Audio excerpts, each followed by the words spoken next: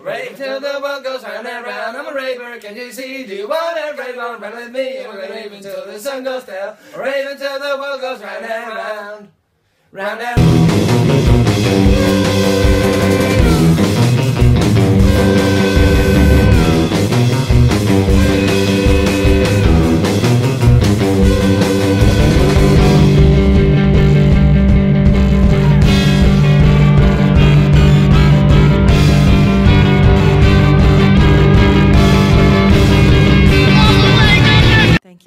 Mr. Sanders. Thank you, Madam Chair, and Mr. Greenspan, nice to see you again.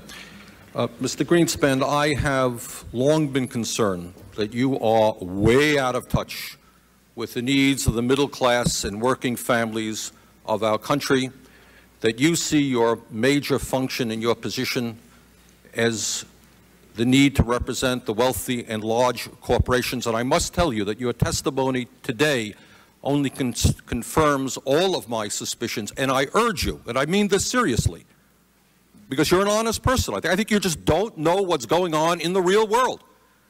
And I would urge you, come with me to Vermont, meet real people. The country clubs and the cocktail parties are not real America. The millionaires and billionaires are the exception to the rule. You talk about an improving economy while we have lost 3 million private sector jobs in the last 2 years. Long-term unemployment has more than tripled. Unemployment is higher than it has been since 1994.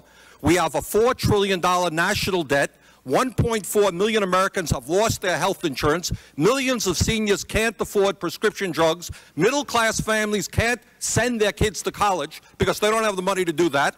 Bankruptcy cases have increased by a record-breaking 23%. Business investment is at its lowest level in more than 50 years. CEOs make more than 500 times of what their workers make. The middle class is shrinking. We have the greatest gap between the rich and the poor of any industrialized nation, and this is an economy that is improving. I hate to see what would happen if our economy was sinking. Now, today, you may not have known this.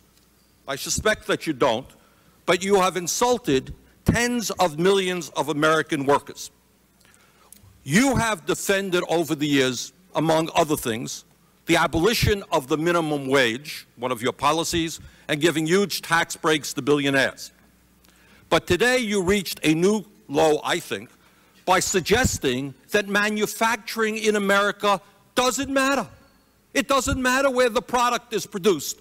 We lost 2 million manufacturing jobs in the last 2 years alone, 10% of our workforce.